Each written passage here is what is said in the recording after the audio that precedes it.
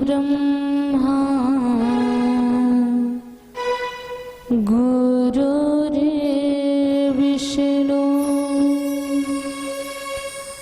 गुरुर्देवो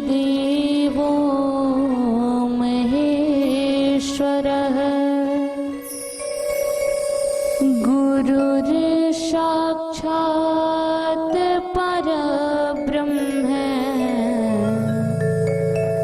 तस्मै श्री गुरुवे नमः। दर्शनं देवदेवस्य दर्शनं पापनाशनं दर्शनं स्वर्गसोपानं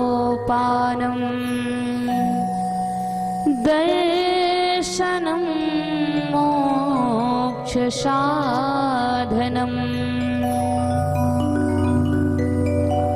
नारायणं नमस्कृत्य नरं चैव नरोत्तमं देवीं सरस्वती व्यासं ततो जयमुदीरयेत्।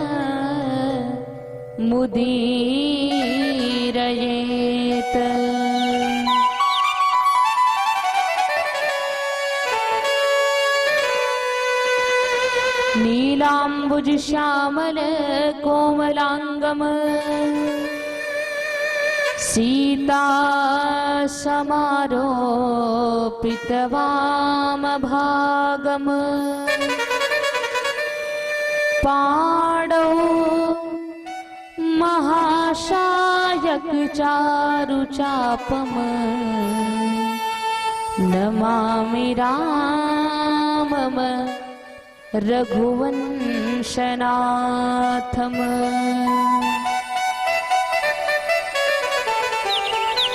मनोजवं मारुततुल्यवेगं जितेन्द्रियं बुद्धिमतां वरिष्ठं वातात्मजं वानरयूथमुख्यं श्रीरामदूतं शरणं प्रपद्ये।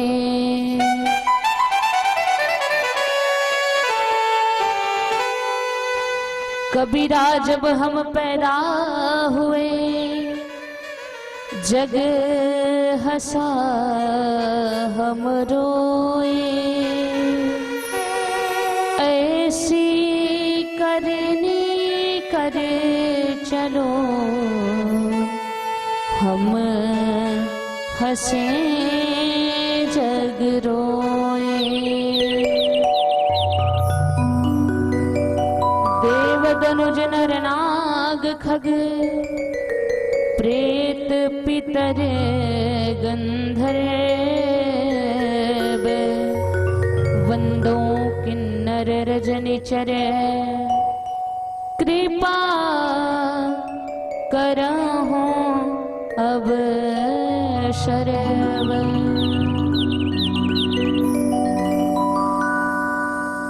अखंड अनादि शाश्वत निर्वेद निरामय शाश्वत सिंधु मर्यादा के मेरुदंड रघुकुल भूषण चिदानंद चिन्मय चिरंतन कौशल्यानंद नमिया सीता के चंदन राघवेंद्र सरकार परमाध्यक्ष महोदय, वृंदावन की गलियों में रास के रचैया बंसी के बजैया द्रौपदी की लाज के बचैया चीर के चुरैया माखन के चुरैया देवकी नंदन यशोदा नंदन श्री राधा के चंदन वृंदावन बिहारी सरकार, हर भक्तों की मनोकामनाओं को पूर्ण करने वाली आदिशक्ति जगत जननी जगदम्बा एवं जहां कहीं भी हर चर्चा होती है प्रथम श्रोता के रूप में पधारने वाले सेवा धर्म के विमल परिपाटी के पोषक अष्ट सिद्धि दाता भाग्य के विधाता पराक्रम के प्रयागराज धैर्य के हिमालय गरिमा मंडित महिमा मंडित त्रिनयन एकादशांश अंजनी नंदन वीर बजरंग बली जी महाराज मुख्य अतिथि महोदय इस पावन पुनीत कार्यक्रम के आयोजक संयोजक पद को प्रतिष्ठित कर रहे सभी बंधु, समस्त कार्यकर्ता बंधु, समस्त संत समाज, माननीय व्यास जी, माननीय आचार्य जी, समस्त वैदिक बंधु, व्यास मंच पर आसीन शाम वेद के साधक आराधक, वाद्यंत्रों के साथ कुशल संगत प्रदान कर रहे बंधु एवं इस कथा पंडाल में यत्र तत्र सर्वत्र से विराजित आत्मत स्वरूप कुसुम स्वरूप श्रोता विवेकशील महानुभाव, आप सभी भक्तों को सर्वप्रथम श्री राम में सब जग जानी, करो प्रणाम जोर जुग पानी। आइए परमात्मा की पावन चर्चा में प्रवेश करने से पूर्व व्यास मंच के नियम के अनुसार कुछ पल भगवान नाम संकीर्तन से अपने तन और मन को पवित्र करते हैं। तत्पश्चात परमात्मा की पावन कथा होगी। सभी भक्त प्रेम के साथ गायन करेंगे। बोलिए कृष्ण कन्हैया लाल की जय हो, हनुमंत लाल की जय हो, शंकर भगवान की जय हो। ब्रिज गलियन में झूम झूम के, ब्रिज गलियन में झूम झूम के मन की तपन बुझाओ, राधे राधे गाओ, राधे राधे गाओ, राधे राधे गाओ, राधे राधे गाओ, राधे राधे गाओ, राधे राधे गाओ, राधे राधे गाओ। ब्रिज गलियन में झूम झूम के, ब्रिज गलियन में झूम झूम के मन की तपन बुझाओ, राधे राधे गाओ, राधे राधे गाओ, राधे राधे गाओ। तालियां बजाते हुए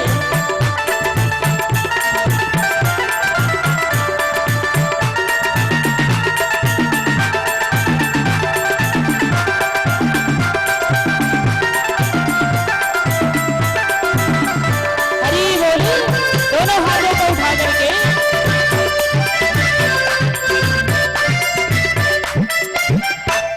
और कभी कन्हैया यमुना किनारे गैया चराते मिलेंगे, जितनी तमन्ना दिल में भरी है एक एक उनसे कहेंगे, एक एक उनसे कहेंगे, एक एक उनसे कहेंगे। कभी कन्हैया यमुना किनारे गैया चराते मिलेंगे, जय हो, जितनी तमन्ना दिल में भरी है एक एक उनसे कहेंगे, एक एक उनसे कहेंगे, एक एक उनसे कहेंगे। आहा। मन की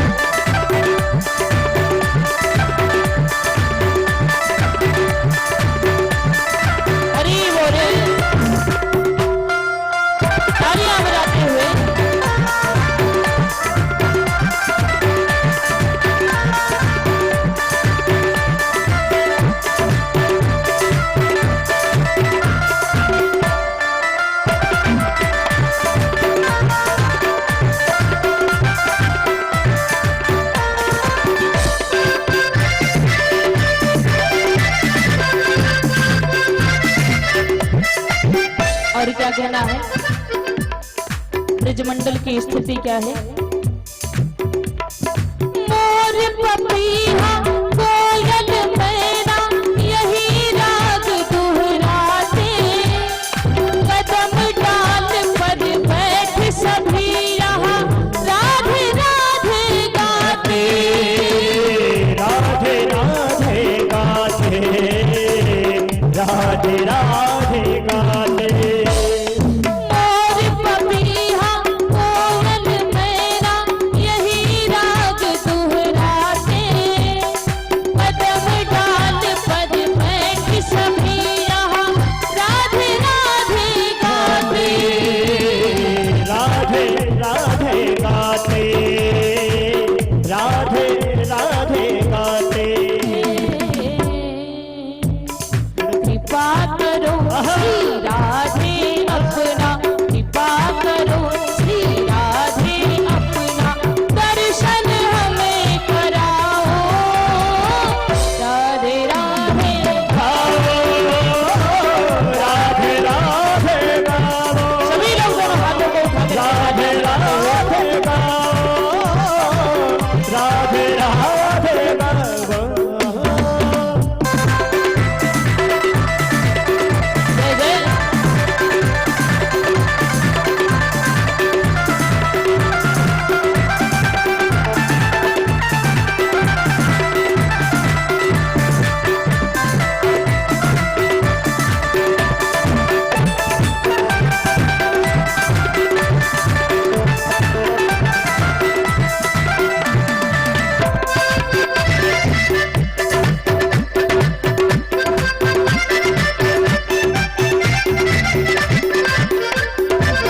अरे अंत में क्या कहा, राधे कृपा से हम तुम सब पर कृपा करेंगे बिहारी, खोज खोज कर हार चुके हैं सुध लो शाम हमारी। सुध लो शाम हमारे, सुध लो शाम हमारे। राधे कृपा से हम तुम सब पर कृपा करेंगे बिहारी, खोज खोज कर हार चुके हैं सुध लो शाम हमारी। सुध लो शाम हमारे, सुध लो शाम हमारे। रो रो करके मधुर शाम को, रो रो करके मधुर शाम को, मन की व्यथा सुनाओ राधे राधे। राधे गाओ, राधे राधे गाओ, राधे राधे गाओ, राधे राधे गाओ, राधे राधे गाओ, राधे राधे गाओ, राधे राधे गाओ। बोलिए कृष्ण कन्हैया लाल की। गाते गाते थक गए क्या आप लोग? बोलिए वृंदावन बिहारी लाल की, जय हो, हनुमंत लाल की। जय हो। कथा प्रेमियों, सर्वप्रथम आज की कथा में हम अपने व्यास मंच से आप सभी पधारे हुए श्रद्धालु भक्तों का हार्दिक स्वागत और अभिनंदन करते हैं, और साथ ही साथ निवेदन भी करना चाहेंगे। प्यारे तुलसी बाबा ने लिखा है कि जाके प्रिय ना राम वैदेही, जाके प्रिय ना राम वैदेही, जाके प्रिय ना राम वैदेही, जाके प्रिय ना राम वैदेही, तजिए ताही कोटि बैरी सम, तजिए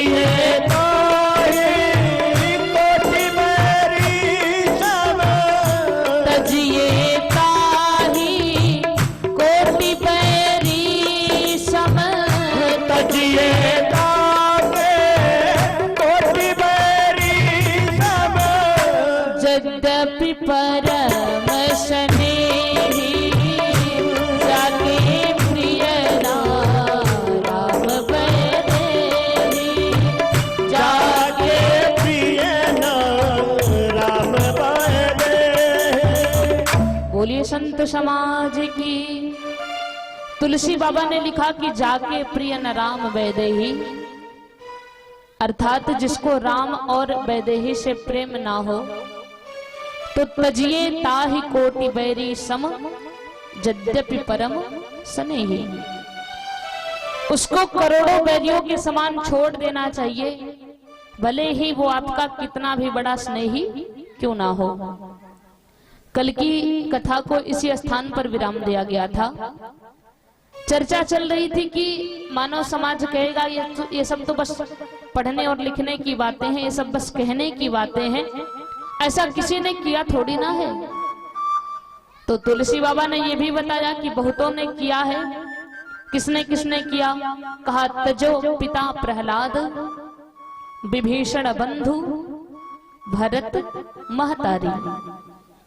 यहाँ तक कि ब्रिज की बालाओं ने कृष्ण के लिए अपने अपने पतियों का त्याग कर दिया। राजा बलि ने वामन भगवान के लिए अपने गुरु शुक्राचार्य का त्याग कर दिया। भक्त प्रहलाद ने हिरण्यकश्यप अपने पिता का त्याग कर दिया। भैया भरत ने अपनी मां कैकेयी का त्याग कर दिया।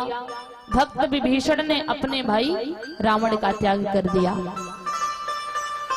तो ध्यान रखना प्यारे, कथा के क्रम में चलते चलते हम आप उस स्थान तक पहुंचे थे जहां भूत भावन भगवान भोलेनाथ ने मानसिक रूप से मैया सती के पत्नी रूप का त्याग किया।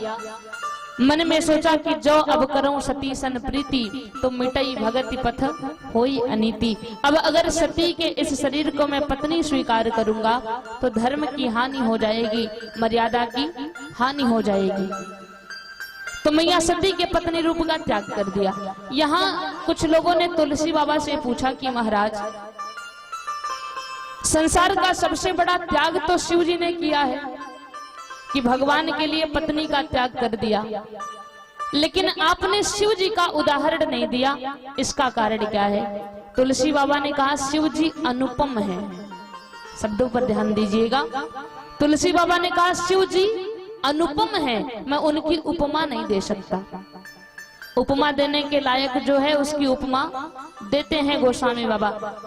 भक्त प्रहलाद हिरण्यकश्यप तो विरोध करता है कि नारायण का नाम मत लेना, कोई भी भगवान विष्णु का नाम नहीं लेगा, लेकिन भक्त प्रहलाद हमेशा ही भगवान का ही भजन करते हैं।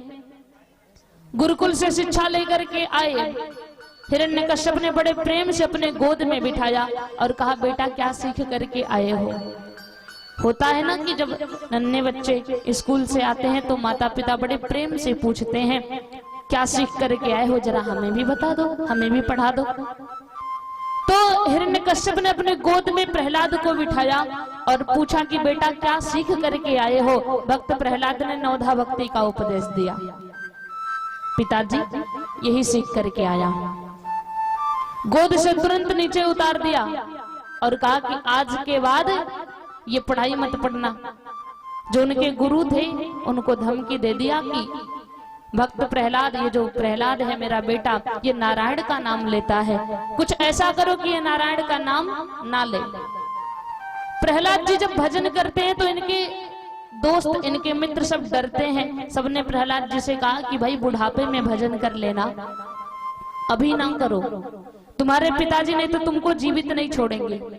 हिरण्यकश्यप ने बहुत प्रयास किया प्रहलाद को मारने के लिए, कभी पर्वत से गिराया, कभी हाथी के सामने डाल दिया, कभी ऐसा कभी वैसा, बहुत सारे प्रयास किए। अंत समय में एक खंबे से पकड़ करके बांध दिया और कहा कि अगर तेरा नारायण है तो आज अपने नारायण को बुला दे, मैं भी देखता हूं कि आज तुझे मुझसे कौन बचाता है। तेरा नारायण कहाँ है? प्रहलाद ने कहा पिताजी वो कहाँ नहीं है, हरि व्यापक सर्वत्र समाना, वो परमात्मा तो हर घट घट में, कण कण में, अणु अणु में व्याप्त है, वो तो हर जगह है। कि राम मेरा पृथ्वी में है, आकाश में है, पाताल में है। राम मेरा पृथ्वी में है, आकाश में है, पाताल में है। राम मेरा पृथ्वी में है, आकाश में है, पाताल में है। प्रहलाद जी ने कहा कि मेरा परमात्मा तो पृथ्वी में भी है, आकाश में भी है, पाताल में भी है। और पिताजी इतना ही नहीं, क्या तुझ में भी है, मुझ में भी है, इस खंभ में है, तलवार में है। मुझ में भी है, तुझ में भी है, इस खंभ में है, तलवार में है।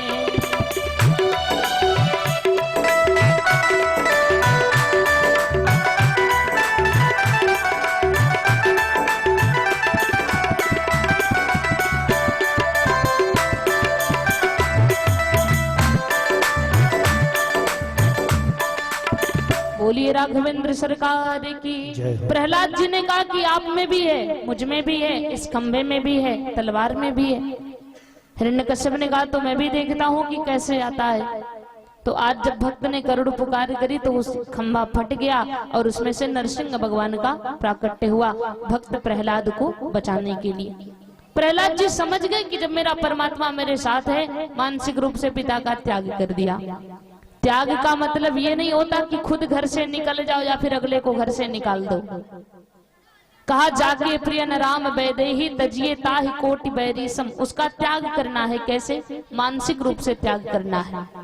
शिव जी ने किया, शिव संकल्प कीन्ह मन माही। दो चीजें होती हैं, एक होता है प्रण और दूसरा होता है संकल्प।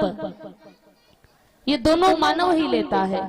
प्रण भी हम आप लेते हैं और संकल्प भी हम आप ही लेते हैं, लेकिन दोनों को धारण करने का विधान अलग है।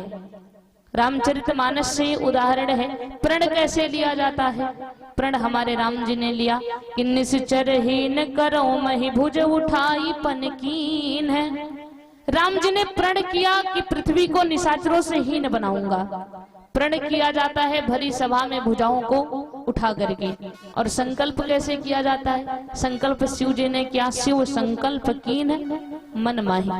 मन में संकल्प धारण किया कि अब सती के इस शरीर को मैं पत्नी नहीं मान सकता। मैया सती ने बार बार पूछा कि प्रभु आपने कौन सा व्रत लिया है? यद्यपि सती पूछा बहुभांति तदपि न कहो त्रिपुर आराती। शिव जी ने कुछ भी नहीं बताया। कौन सा व्रत लिया, कौन सा संकल्प लिया, कुछ नहीं बताया। चले जा रहे हैं कैलाश पर। यहाँ प्रश्न उठता है प्यारे कि जो मैया सती आदिशक्ति हैं, भवानी हैं, क्या उन्हें पता नहीं था कि राम ब्रह्म है कि साधारण मानव है? भाई जो पूरे संसार की माँ है, उनसे छिपा क्या है आखिर? उन्हें तो सब कुछ पता है, पर फिर भी रंगमंच पर उन्होंने ऐसा अभिनय किया कि उन्हें कुछ पता ही नहीं, वो राम जी को पहचानती ही नहीं। इसका कारण क्या है? विद्वानों ने भाव दिया कि जब एक माँ अपने बच्चे को चलना सिखाती है, आप लोग ध्यान से समझना बात को, जब एक माँ अपने बच्चे को चलना सिखाती है तो उसके सामने खड़ी हो जाती है और अपने दोनों हाथों को सामने बढ़ा करके अपनी उंगली को पकड़ा लेती है और बच्चे से कहती कि अब एक एक कदम आगे की ओर बढ़ाओ। जब बच्चा एक एक कदम आगे की ओर बढ़ाता है, माँ ने देखा कि मेरा बेटा तो चलना सीख रहा है, उसे अच्छा लगा, तो माँ अपने कदमों को उल्टा बढ़ाना शुरू कर देती है। बात को समझ रहे हैं? आमने सामने बच्चा और माँ दोनों खड़े हैं। बालक ने माँ की उंगली को पकड़ रखा है। माँ ने कहा कि चलो, बालक ने एक दो कदम रखा। माँ ने सोचा कि थोड़ी दूरी और चले, तो माँ ने अपने कदमों को उल्टा बढ़ाना शुरू कर दिया पीछे की तरफ। माँ उल्टा चल रही है, बच्चा सीधा चल रहा है। तो अगर आज ये माँ उल्टा चल रही है तो इसका मतलब ये नहीं है कि इसे सीधा चलना नहीं आता। आता है, लेकिन बालक सीधा चलना सीख जाए, इसलिए आज माँ ने अपने कदमों को उल्टा बढ़ाया है। तो ठीक यही भाव यहाँ मैया सती का है। कथा में हमने बताया था कि कथा की जो ठंडी है, इस ठंडी से अपने अपने मन को बचा करके रखना। कथा व्यास पर संदेह किया, परमात्मा की लीला पर संदेह किया, ब्रह्म पर बुद्धि का प्रयोग कर दिया कि अगर ये भगवान होते तो पत्नी की याद में इनकी आंख से आंसू नहीं निकलते। बुद्धि का प्रयोग कर दिया तो मैया सती कह रही हैं कि मैंने बुद्धि का प्रयोग किया था ब्रह्म को जानने के लिए, तो मेरी ये दशा हुई। तो उनके जो बच्चे हम आप हैं, हम आप ब्रह्म पर कभी भी संदेह ना करेंगे। तर्क करने से कुछ मिलेगा नहीं प्यारे, इससे कुछ लाभ नहीं होता। शिव जी ने कहा कि राम अतर्क बुद्धि मन बानी और मत हमार अस सुनो सयानी। वो जो ब्रह्म है वो अतर्क है। कोई व्यक्ति तर्क वितर्क कुतर्क करके उनके बारे में जान नहीं सकता।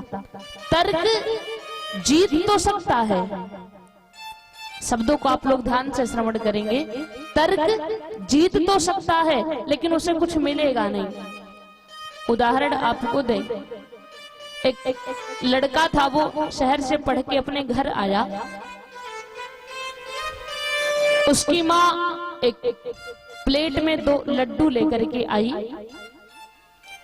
और कहती है बेटा लड्डू खा ले। लड़के ने कहा कि माँ ये कितने लड्डू हैं? माँ ने कहा 2 ही तो हैं।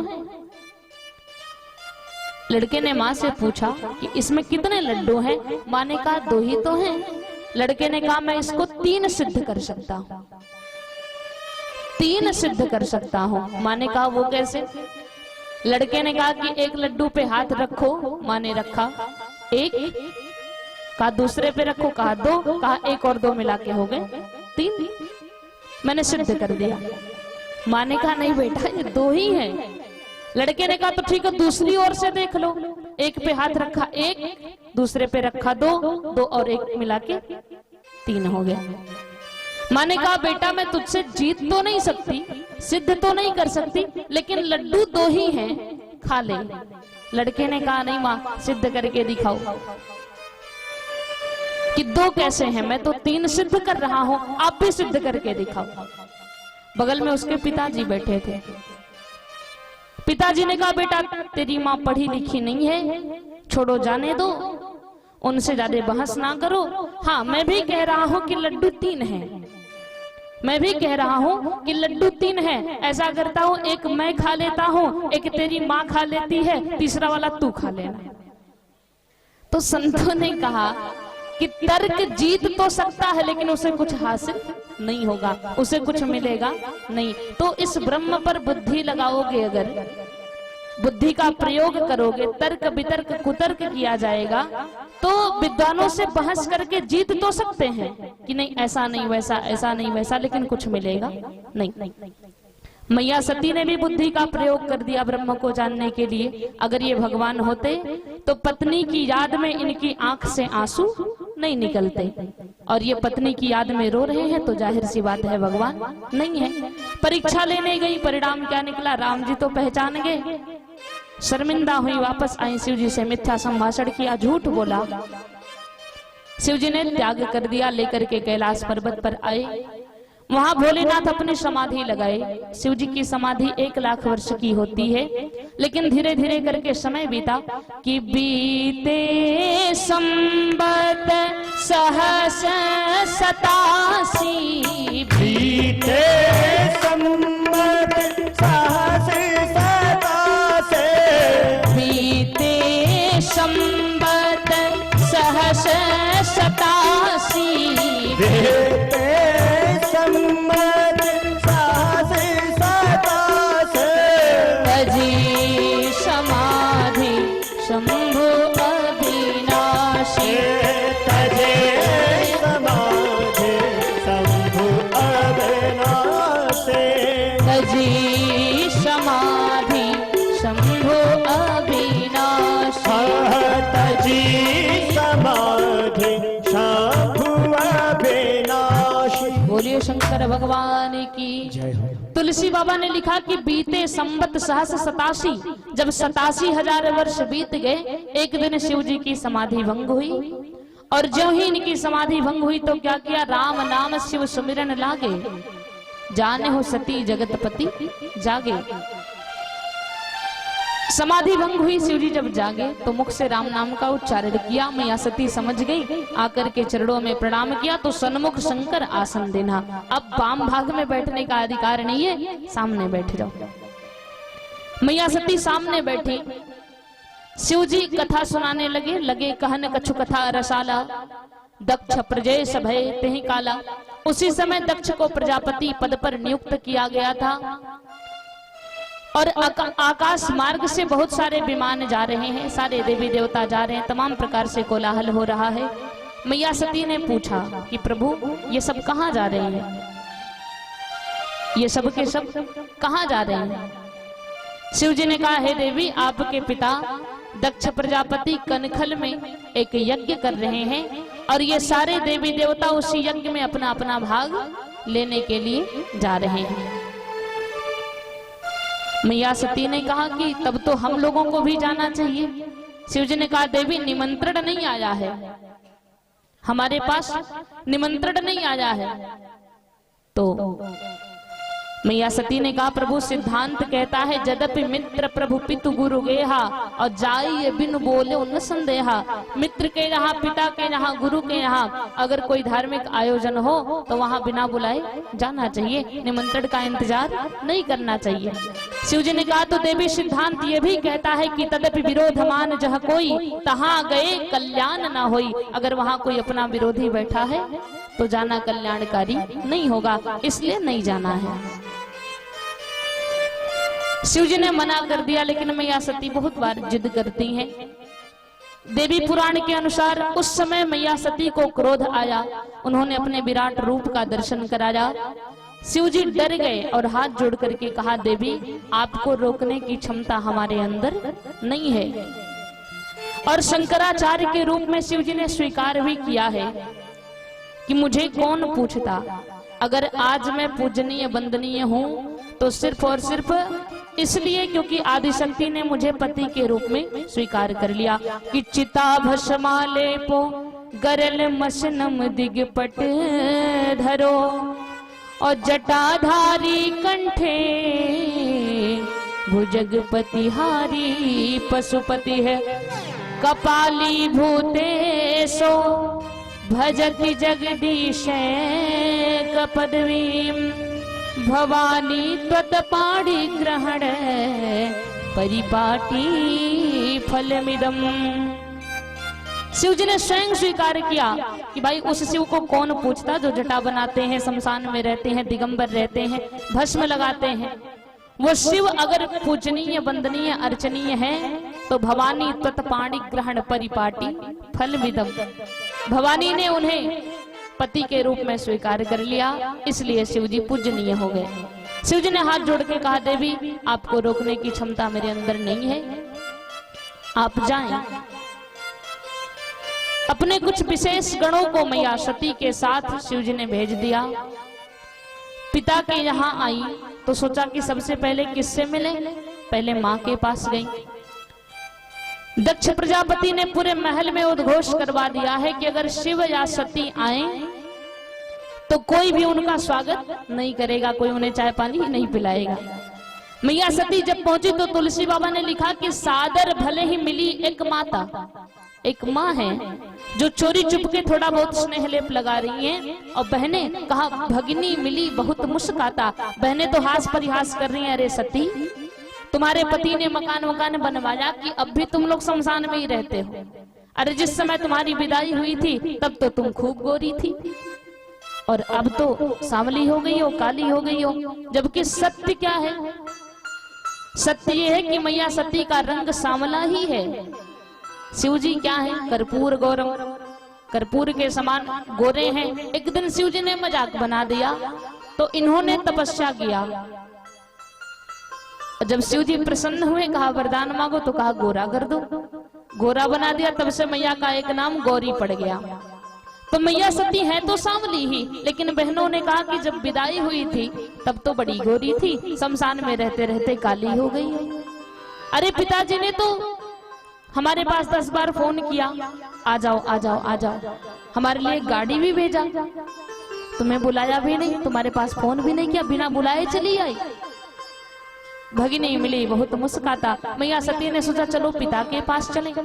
पिता के पास गई तो आज एक पिता ने तो अनर्थ कर दिया। दक्ष न कछु पूछी कुशलाता और सती ही बिलो की जरे सब गाता। दक्ष प्रजापति तो कुशल मंगल भी नहीं पूछे। सोचा कि सबको देख लिया, अब चलो चले यज्ञ मंडप की ओर। सती जाई देखो तब जागा, तो कतहु न दीख शंभु कर भागा। यज्ञ मंडप में जाकर के देखा शिव जी का कोई स्थान नहीं। इतना कष्ट तो तब भी नहीं हुआ था जब शिव जी ने त्याग किया था। आज अपने पति के अपमान से अत्यंत कष्ट हो रहा है।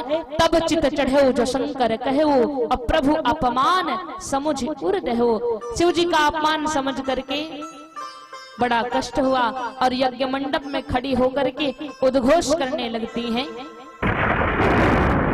कि संत शंभु श्रीपति अपवादा, सुनिए कहाँ जहाँ असमर ज्यादा।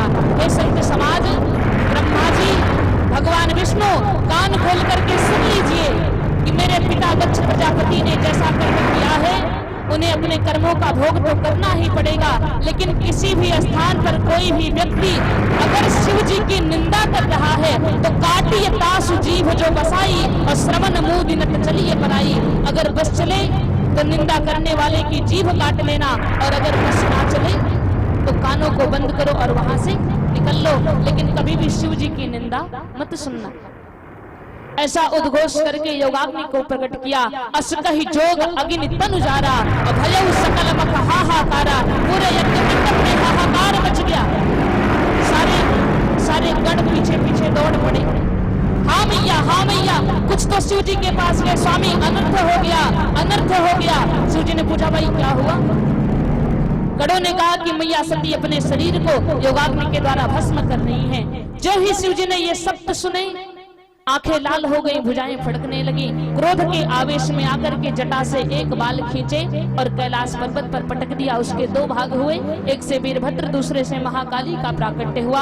आकर के चरणों में प्रणाम किया, स्वामी क्या आदेश है? शिव जी ने कहा जाओ जाकर के यज्ञ को विध्वंस कराओ। वीरभद्र सेना लेकर के पहुंचा यज्ञ को विध्वंस करने के लिए। तो आकर के देखा कि यज्ञ मंडप के मुख्य दरवाजे पर भगवान विष्णु हाथ में धनुष बाण लेकर के खड़े हैं।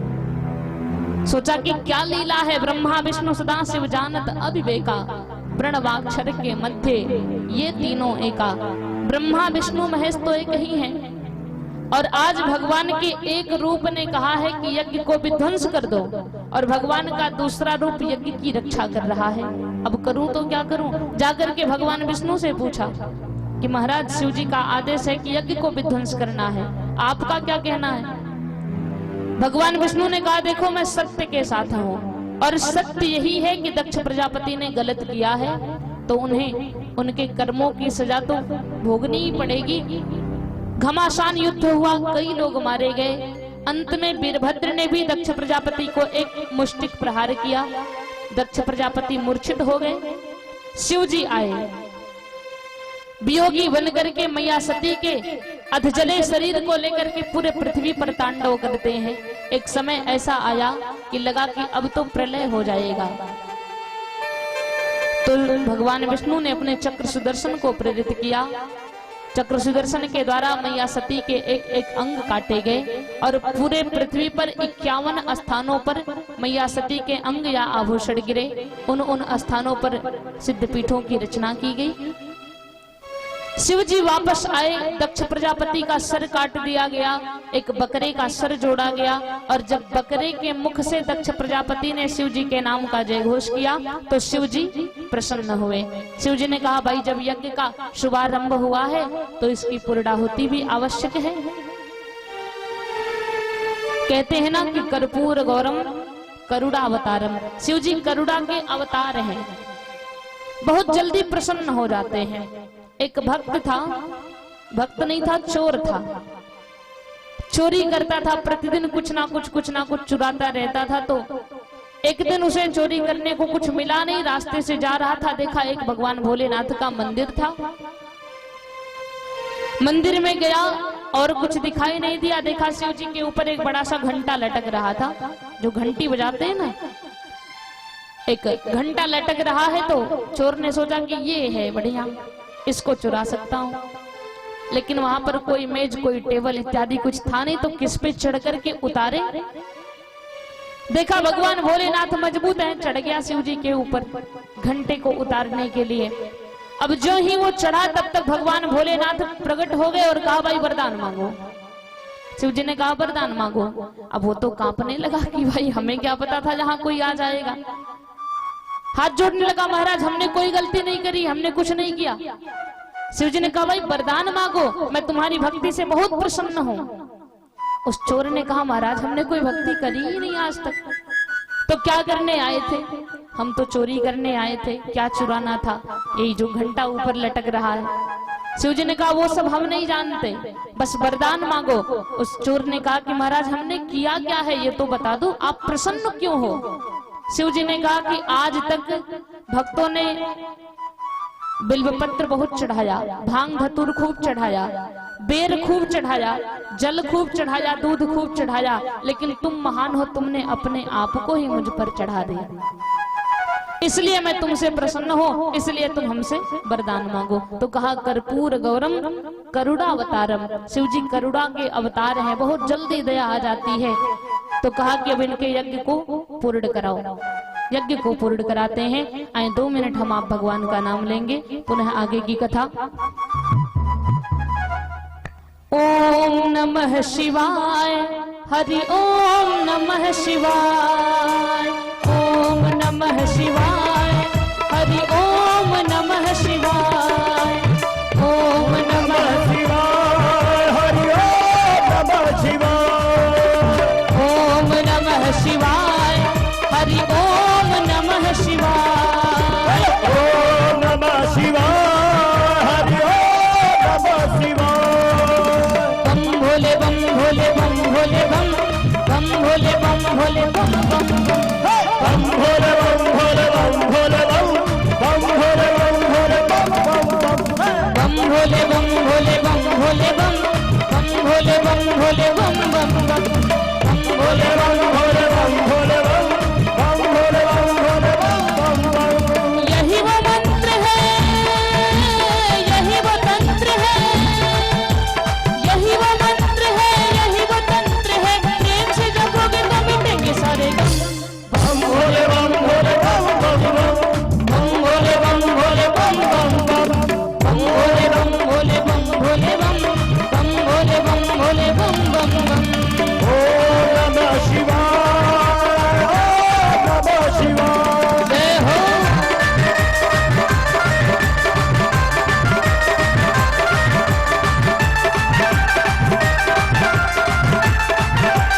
हरी बोले तालियां बजाते हुए।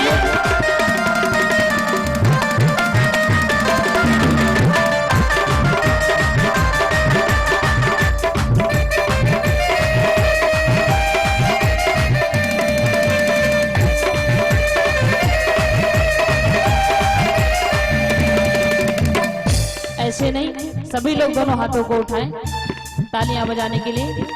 और कभी जोगी कभी भोगी कभी बाल ब्रह्मचारी, कभी आदि देव महादेव त्रिपुरारी महादेव, त्रिपुरारी महादेव, त्रिपुरारी, त्रिपुरारी महादेव, त्रिपुरारी। कभी शंकर कभी शंभु कभी भोले भंडारी, नाम है बेअंत तोहरी जग बली। हरि तोहरे जग बलिहारी, तोहरे जग बलिहारी, तोहरे जग बलिहारी। कभी जोगी कभी भोगी कभी बाल ब्रह्मचारी, कभी आदि देव महादेव त्रिपुरारी महादेव, त्रिपुरारी महादेव, त्रिपुरारी महादेव, त्रिपुरारी। कभी शंकर कभी शंभु कभी भोले भंडारी, नाम है बेअंत तोहरे जग बली। हरि तोहरे जग बलिहारी, तोहरे जग बलिहारी।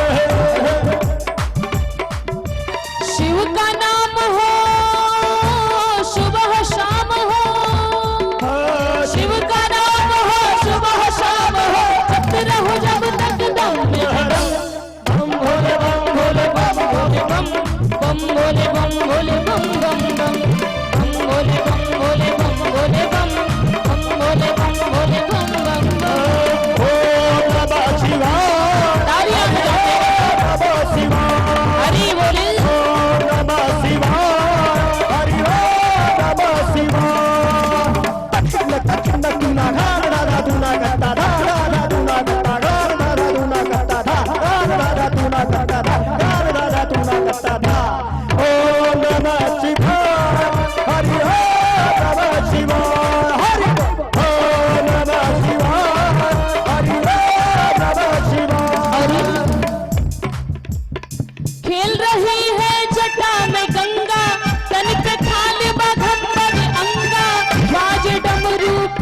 पर भंगा मेरा जोगी मस्त मलंगा मेरा जोगी मस्त मलंगा मेरा जोगी मस्त मलंगा खेल रही है जटा में गंगा सर पे थाल बघंबर अंगा बाज डमरू की दरभंगा मेरा जोगी मस्त मलंगा मेरा जोगी मस्त मलंगा मेरा जोगी मस्त मलंगा तेरे सब भक्त मांगे नजरे करूं बम भोले बम भोले बम भोले बम बम भोले बम भोले बम बम बम बम भोले बम भोले बम भोले बम बम भोले बम भोले बम बम ओम नमः शिवाय हरि ओम नमः शिवाय दक्ष प्रजापति जब अहंकारा त्रिशूल से शीश उतारा माफी मांगी होश में आयो बकरे को जब शीश लगायो बकरे को शीश लगायो बकरे को जब शीश लगायो बकरे को जब शीश लगायो दक्ष प्रजापति जब अहंकारा त्रिशूल से शीश उतारा माफी मांगी होश में आयो बकरे को जब शीश लगायो बकरे को जब शीश लगायो बकरे को जब शीश लगायो बकरे को जब शीश लगायो आशुतोष भोले बाबा भाई प्रश्न बकरे ने मुख से जो बोली बोल बम भोले बम भोले बम भोले बम बम भोले बम भोले बम बम बम भोले बम भोले बम भोले बम बम भोले बम भोले बम बम सभी लोग तालियां बजाते हुए शिवाय हरि ओम नमः शिवाय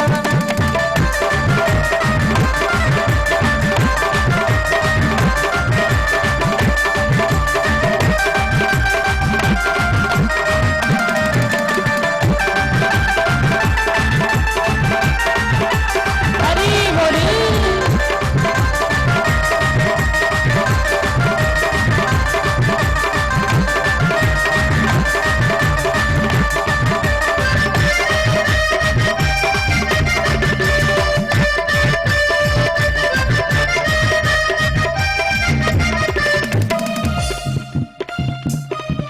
कलातीत कल्याण कल्पांतकारी सदा सच्चिदानंद दाता पुरारी सदा सच्चिदानंद दाता पुरारी सदा सच्चिदानंद दाता पुरारी सच्चिदानंद संदोह मोहापहारी प्रसीद प्रसीद प्रभो मनमधारे प्रसीद प्रसीद प्रभु मनमधारे प्रसीद प्रसीद प्रभो मन मथारी प्रसीद प्रसीद प्रभु मनमधारे ध्यान लगाए के अपना बनाए के ध्यान लगाए के अपना बनाए के शिव को पुकारते चलो जी हरदम बम भोले बम भोले बम भोले बम बम भोले बम भोले बम बम बम भोले बम भोले बम भोले बम बम भोले बम भोले बम बम भोले बम भोले बम भोले बम बम भोले बम भोले बम बम ओम नमः शिवाय हरि ओम नमः शिवाय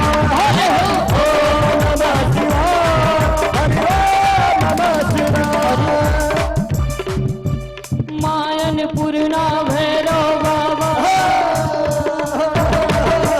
मायन पूर्णा भैरव बाबा जवान कोई बाकी बम बम बोल रहा है कासे बम बम बोल रहा है बम बम बोल रहा है काशी बम बम बोल रहा है बम बम बोल रहा है काशी बम बम बोल रहा है बम बम बोल रहा है काशी बम बम बोल रहा है गीता गीता गीता गीता गीता गीता गीता गीता गीता गीता बोलिए शंकर भगवान की शिव जी ने यज्ञ को पूर्ण करवाया। पुनः तुलसी बाबा ने लिखा कि मरते समय मैया सती ने वरदान मांगा, कहा कि सती मरत हरिशन वर मांगा और जन्म जन्म शिव पद अनुरागा। मरते समय वरदान मांगा कि महाराज इसके बाद हमारा जब भी जन्म हो तो शिव जी ही पति के रूप में मिले। राम जी ने पूछा, हे देवी क्या पुनः आप दक्ष प्रजापति की बेटी बनना चाहती हैं? मैया सती ने कहा, अरे प्रभु, दक्ष प्रजापति की बेटी बनाने से बेहतर तो आप मुझे पत्थर की बेटी बना दो। राम जी ने तथास्तु कहा, तेहि कारण हिमगिरि गृह जाई और जन्मी पार्वती तनु पाई। यही कारण है कि मैया का दूसरा जन्म शैलराज हिमांचल के यहाँ हुआ। तुलसी बाबा ने लिखा कि मैना के यहाँ श्रद्धा का आगमन हुआ। मैं का अर्थ है अहंकार और ना। कहा जिस स्थान पर अहंकार नहीं होता है उसी स्थान पर श्रद्धा बलवती होती है, और जब श्रद्धा बलवती होती है तो किसी ना किसी संत का आगमन होता है। आज इनके जीवन में श्रद्धा बलवती हुई तो एक संत का आगमन हुआ। नारद समाचार सब पाए, कौतुक ही गिर गए सिधाए। नारद जी आए, मैया पार्वती के चरणों में प्रणाम किया। मैया पार्वती ने भी संत जी के चरणों में प्रणाम किया।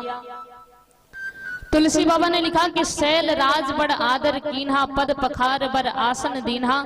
चरण धुला गया, सुंदर आसन दिया गया, बैठे।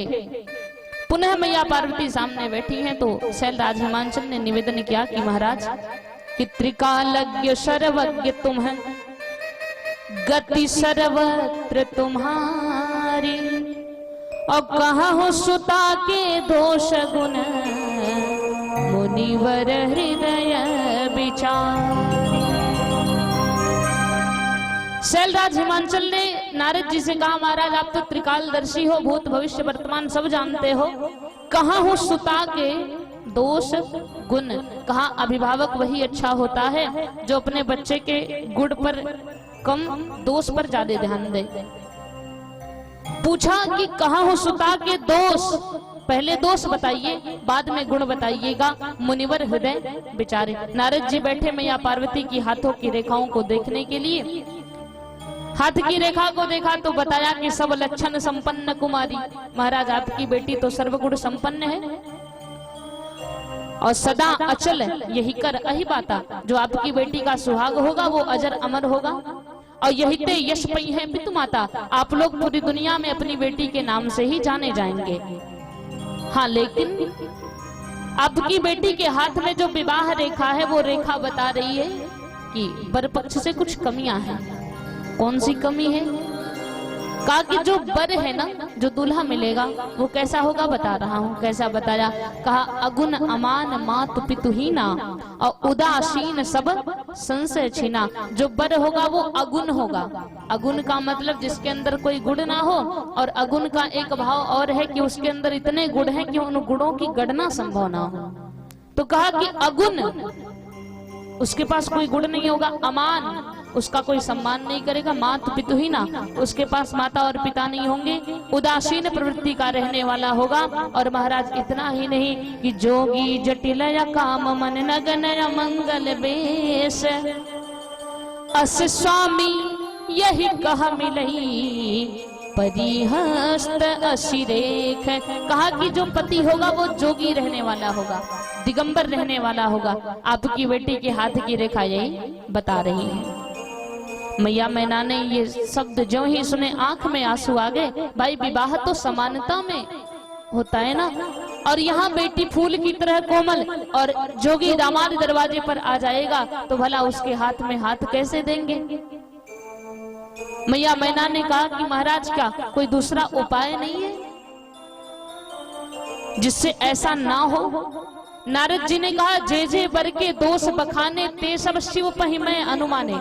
मेरा अनुमान है ये जितना भी दोष मैंने बताया ये सब शिव जी में मिलता है, लेकिन समर्थ को नहीं दोष गोसाई। रवि पावक सुरसर की नहीं। जो समर्थवान होता है उसके अंदर कोई दोष नहीं होता, उसके दोष भी गुण में परिवर्तित हो जाते हैं। उदाहरण दिया रवि पावक सुरसरी। रवि माने सूर्य। अभी जुलाई जून के महीने में कोई व्यक्ति धूप में निकल जाए, उसे धूप लग जाए तो कोई सूर्य भगवान को ललकारता है क्या कि अपनी चमक को कम कर लो, अपने तेज को कम कर लो? कोई नहीं कहता, बल्कि लोग उसी व्यक्ति को डांटेंगे कि धूप में निकलेगा तो ऐसा तो होगा ही, क्योंकि सूर्य समर्थवान है। चमकना, तेज, ये उनका गुण है। गंगा में कोई व्यक्ति डूब जाए तो कोई गंगा मैया से युद्ध नहीं करता, कोई गंगा मैया से कुछ नहीं कहता, लोग उसी व्यक्ति को कहते हैं कि गहराई में जाएगा तो ऐसा ही होगा। अगर अग्नि से कोई व्यक्ति जल जाए तो कोई अग्नि को दोष नहीं देता, लोग उसी व्यक्ति को दोष देते हैं। क्यों? क्योंकि ये सब के सब समर्थवान हैं। कहा समर्थ को नहीं दोष गोसाई, तो शिव जी भी समर्थवान हैं, इसलिए ये सब उनके दोष नहीं, ये सब उनके गुण हैं। मैया मैना ने कहा कि महाराज कोई उपाय बताओ। नारद जी ने कहा जो तप करे कुमारी तुम्हारी, तो भाव्यो मेट सकह त्रिपुरारी।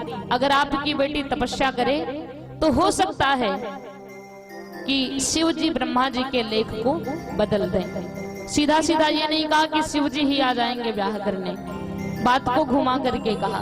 नारद जी चले गए। सुबह का समय हुआ, मैया पार्वती आई, माता पिता के चरणों में प्रणाम किया। मातु पिता ही बहुविधि समुझाई, चली उमा तपहित हर्षाई। माता पिता को बहुत प्रकार से समझाया, तपस्या करने के लिए निकल पड़ी। आज मैया ने ब्रह्मचारिणी वेश बनाया, सफेद वस्त्र धारण किया, एक हाथ में रुद्राक्ष की माला, दूसरे हाथ में कमंडल धारण किया। इन्हीं ब्रह्मचारिणी मैया का पूजन हम आप नवरात्रि के दूसरे दिन किया करते हैं। आज चली हैं, पूर्णतः शिव जी को अपने मन में बसाया, अपने हृदय में स्थापित किया कि शिव ही शक्ति, शिव ही भक्ति, शिव ही मुक्ति धाम, शिव ही ब्रह्मा, शिव ही विष्णु, शिव ही है मेरे राम। सब कुछ शिव जी को मान करके मैया पार्वती चली हैं तपस्या करने। तप का अर्थ है अपने शरीर को तपाना, तो बहुत प्रकार से अपने शरीर को तपाया है। गर्मी का महीना है, चारों तरफ से आग जला के बीच में बैठ करके शिव जी का ध्यान करती हैं। ठंड का महीना है, कोहरा पड़ रहा है, उसमें बैठ करके ध्यान करती हैं। बारिश का महीना है, बरसात में भीग करके शिव जी के चरणों का ध्यान करती हैं। बहुत प्रकार से शिव जी को प्रसन्न किया। एक दिन आकाशवाणी होती है कि भयो मनोरथ सुफल तब, सुनु गिरिराज कुमार, और परिहरि दुसह कलेश सब, अब मिली हही त्रिपुरारी। आकाशवाणी होती है कि हे शैलपुत्री भयो मनोरथ सुफल तब, आपका मनोरथ सफल हुआ, अब आप यहां से अपने घर को प्रस्थान करें। अब आपको शिव जी ही पति के रूप में मिलेंगे। मैया पार्वती ने सोचा कि कहीं ऐसा ना हो कि कोई मायावी जाकर के आकाशवाणी कर रहा हो और मैं अपने घर चली जाऊं तो मेरी तपस्या अधूरी रह जाए। अभी भी ध्यान में लगी हैं सबने। आकाशवाणी ने कहा कि मैया जब आपसे मिलने सप्तऋषि आएंगे तब आप समझ लेना कि आपकी तपस्या पूर्ण हो गई। इधर जब से मैया सती का प्राणांत हुआ है, कर्म घाट पर बैठे वक्ता याज्ञवल्क्य ऋषि भरद्वाज ऋषि से कहते हैं कि उमा चरित सुंदर मैं गावा, और सुनहो शंभु कर चरित सुहावा। उमा चरित सुंदर मैं गावा, सुनहो शंभु कर चरित सुहावा। जय सिया राम, जय जय सिया रामा, जय जय विघ्नहरण हनुमाना। क्या कहा? जब ते सती जाई तनु त्यागा, तब ते शिव मन भयउ विरागा। तब ते शिव मन भयउ विरागा।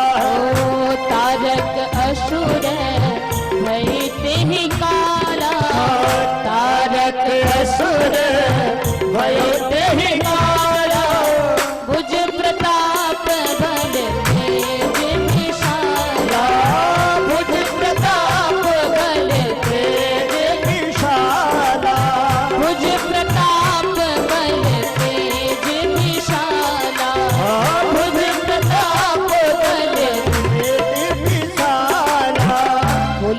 शंकर भगवान की। कहा कि उमा चरित सुंदर मैं गावा, सुनो शंभु कर चरित सुहावा। अब शिव जी के बारे में सुनो। जब से मैया सती का प्राणांत हुआ है तब ते शिव मन भयो विरागा। शिव जी बैरागियों की भांति विचरण करने लगे। कभी शमशान में रहते हैं, कभी समाधि लगाते हैं, कभी वेश बदल के पृथ्वी पर आकर के कथा सुनते हैं। कब कहाँ रहे इस बात की कोई गारंटी नहीं है। और उसी समय एक दैत्य हुआ जिसका नाम था तारकासुर। तारकासुर ने तपस्या किया। जब ब्रह्मा जी पहुंचे, वत्स वरदान मांगो मैं प्रसन्न हूं, तो तारकासुर ने कहा महाराज अजर अमर बना दो, अजर अमर बना दो। ब्रह्मा जी ने कहा देखो इस संसार का नियम है कि जो आया है उसे एक ना एक दिन जाना है। असुर भयउ तेहि काला, अभुज प्रताप बल तेज विशाला। तारकासुर नाम का दैत्य हुआ, तपस्या किया। ब्रह्मा जी जब पहुंचे कि भाई वरदान मांगो, तो तारकासुर ने कहा महाराज अजर अमर बना दो। ब्रह्मा जी ने कहा भाई यह सृष्टि का नियम है कि जिसका जन्म हुआ है उसकी मृत्यु निश्चित है। जो आया है उसे जाना है, कोई जल्दी जाएगा कोई बाद में जाएगा। ऐसे पतझड़ का समय आया तो पत्ते ने वृक्ष से कहा कि पत्ता बोला वृक्ष से सुनो वृक्ष बन राय, और अब के बिछड़े कब मिलेंगे दूर गिरेंगे जाय। पतझड़ में सारे पत्ते झड़ जाते हैं ना, तो उस पत्ते ने वृक्ष से पूछा कि अब तो हमारे जाने का समय आ रहा है, तो अब मुलाकात कब होगी। तो उस वृक्ष ने कहा कि देखो कि तरुवर बोला पात से सुनो तात मम बात, और या जग की यह रीति है एक आवत एक जात। इस संसार का नियम ही यही है कि एक आता है एक जाता है। ब्रह्मा जी ने भी कहा कि सृष्टि का नियम है जिसका जन्म हुआ है उसकी मृत्यु निश्चित है, इसलिए मैं तुम्हें अजर अमर नहीं कर सकता, कुछ और मांग लो। तारकासुर ने सोचा कि क्या मांगे, तो उसे ध्यान आया कि शिव जी की पत्नी थी लेकिन अब तो उनका प्राणांत हो गया, शिव जी बन गए बैरागी। तो सोचा कि शिव जी विवाह करेंगे नहीं, तो वरदान मांग लिया कि अगर पूरे संसार में कोई मुझे मार सके तो सिर्फ और सिर्फ शिव जी का बेटा मुझे मार सके, और उनके पुत्र के अलावा कोई हमें मार ना सके। अब ब्रह्मा जी ने परिणाम पे विचार नहीं किया और तथास्तु कह दिया, ठीक है। तारकासुर अत्याचार मचाया, आए दिन देवासुर संग्राम होने लगे, स्वर्ग पर आक्रमण करने लगा। देवता परेशान हुए, सबने राम जी से सोर्स लगाया कि प्रभु अगर आप कहो तो शिव जी जरूर विवाह कर लेंगे। राम जी ने कहा भाई इसमें हमारा क्या जाता है, राम जन्म जग मंगल हेतु। राम जी तो जग का मंगल करने के लिए हैं ही। तो राम जी ने कहा ठीक है। शिव जी के पास आए, देखा शिव जी समाधि में थे। भगवान भोलेनाथ के हृदय से अपनी श्यामल मूर्ति को गायब कर दिया। शिव जी व्याकुल हुए, आंखों को खोला, देखा सामने सरकार खड़े हैं। शिव जी ने पूछा कि महाराज कैसे आना हुआ।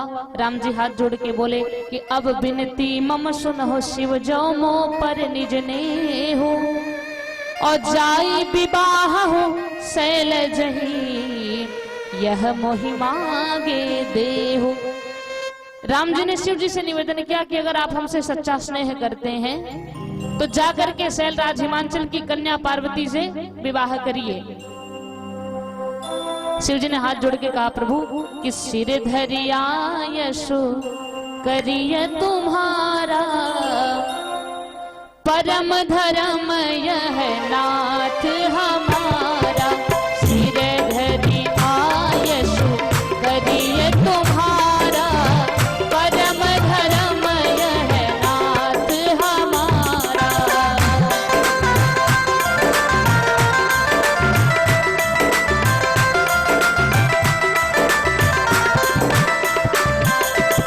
बोलिए शंकर भगवान की। ध्यान रखना, शिव जी ने कहा महाराज सिर धरी आयुष करिए तुम्हारा, परम धर्म यह नाथ है हमारा।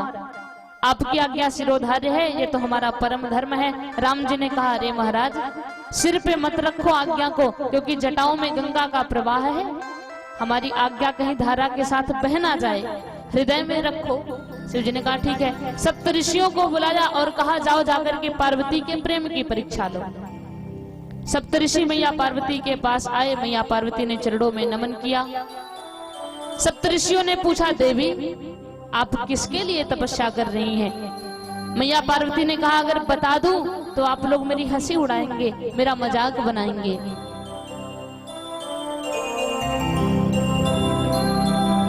सप्तऋषियों ने कहा नहीं नहीं ऐसा कुछ नहीं करेंगे, आप बताओ तो सही। मैया पार्वती ने कहा देखो मुनि अविवेक हमारा और चाहो सदा शिव ही भर तारा। मेरा अविवेक तो देखिए, मैं शिव जी को पति के रूप में पाना चाहती हूँ। सप्तऋषि ठहाका लगा करके हंसे, अरे आपको नहीं पता कि शिव जी का विवाह हुआ था, पत्नी से एक छोटी सी भूल हो गई, तुरंत त्याग कर दिया, और ऐसे शिव को आप पति के रूप में पाना चाहती हैं? अरे विवाह ही करना था तो हमसे बताया होता, हम वैकुंठपति श्री नारायण से आपका विवाह करवा देते। मैया पार्वती ने कहा महाराज देखो मैं पर्वत की बेटी हूँ, और पर्वत के अंदर वैसे तो कोई गुण नहीं होता, लेकिन एक बड़ा विशेष गुण होता है कि वो अपने स्थान पर अडिग रहता है, हिलता डुलता नहीं है।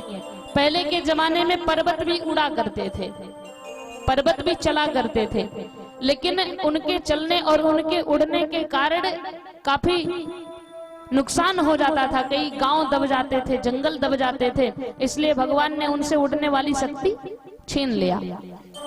तो कहा कि पर्वत अपने स्थान पर अडिग रहता है, हिलता डुलता नहीं है, इसलिए प्रभु कि जन्म कोटि लगी रगरे हमारी, अपराओ शंभु न तेरहु कुमारी। जन्म कोटि लगे रगरे हमारे, पराओ शंभु न तेरहु कुमारे। जन्म कोटि लगी रगरे हमारी, पराओ शंभु न तेरहु कुमारे।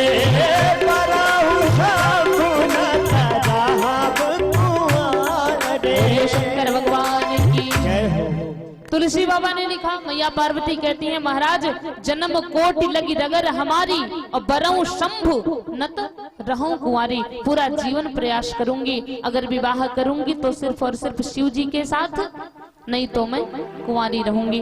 प्रेम की परीक्षा हुई, सप्तऋषि चरणों में बारंबार प्रणाम करके चले गए।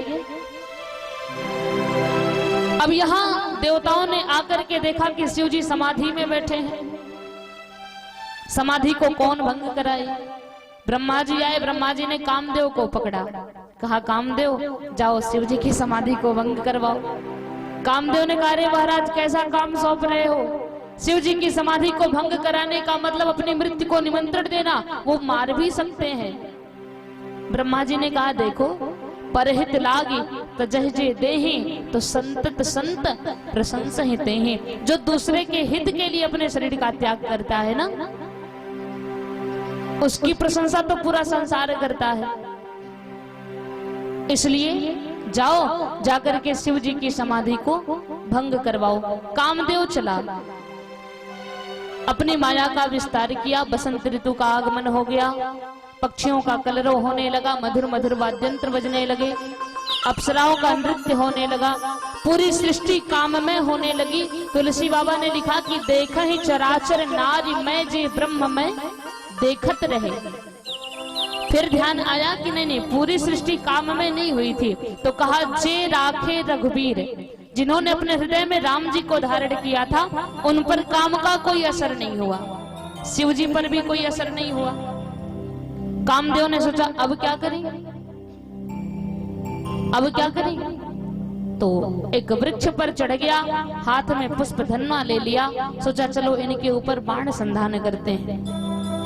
पत्तों में छिप करके हाथ में पुष्प धन्वा लेकर के बाण संधान करता है कि छाड़े विषम विशिख उर लागे, और छूटी समाधि शंभु तब जागे। छूटी समाधि शंभु तब जागे। छूटी समाधि शंभु तब जागे। छूटी समाधि शंभु तब जागे। तब शिवती शर नयन उघारा। चितवत काम भयो जनि छारा। चितवत काम भयो जनि छारा। श्री राम जय जय राम जय राम। जय जय विघ्न हरण हनुमान। बोलो श्री राम जय राम जय जय राम। जय जय विघ्न हरण हनुमान। जय जय विघ्न हरण हनुमान। बोले शंकर भगवान की। जय हो। तुलसी बाबा ने लिखा कि छाड़े विषम विशिख उर लागे और छूटी समाधि शंभु तब जागे। शिव जी की समाधि भंग हुई, बाण हृदय पर आकर के लगा। चर्म नेत्रों से देखा, कुछ दिखाई नहीं दिया। क्रोध के आवेश में आकर के अपने ज्ञान नेत्र तीसरे नेत्र को खोल दिया। तब शिव तीसर नयन उघारा तो चितवत काम भयो जरि छारा। कामदेव तुरंत जल करके भस्म हो गया। कामदेव की पत्नी रति रोते बिलखते आई, महाराज आपने क्या कर दिया? अरे हमारे पति तो देवताओं के हित के लिए आए थे और आपने उन्हें ही खत्म कर दिया। शिव जी ने कहा कि काम कभी मर नहीं सकता, बिना शरीर के ही वो पूरे संसार में व्याप्त है। रति ने कहा तो उनसे हमारी मुलाकात कब होगी? शिव जी ने कहा जब यदुवंश कृष्ण अवतारा वही है हरण्य महा मही भारा। जब यदुवंश में कृष्ण का अवतार होगा तो कृष्ण तनय हो ही पति तोरा और वचन अन्यथा हो ही न मोरा। कृष्ण के पुत्र प्रद्युम्न ही तुम्हारे पति होंगे, तब तुम उस समय विद्यावती के रूप में रहोगी और तुम्हारी मुलाकात उनसे होगी। ऐसा शिव जी ने रति को वरदान दिया। रति वापस चली गई। अब देवता लोग जय जयकार करते हुए आ गए। धन्य हो शिव शंभो, धन्य हो शिव शंभो। जैसा काम आप करते हो ऐसा तो कोई और कर ही नहीं सकता। शिव जी ने कहा कहो देवताओं, तुम्हारा कौन सा स्वार्थ आ गया? बिना स्वार्थ के तुम सभी किसी की जय जयकार नहीं करते। ब्रह्मा जी बुद्धि के देवता, सोचा कि अगर सीधे सीधे कह दें कि हमारा यही स्वार्थ है कि विवाह करो, बेटा होगा वो तारकासुर को मारेगा, तो शिव जी को बुरा लगेगा। तो क्या कहा कि अरे महाराज काफी समय बीत गया, हमारे देवताओं के समाज में कोई उत्सव नहीं मनाया गया।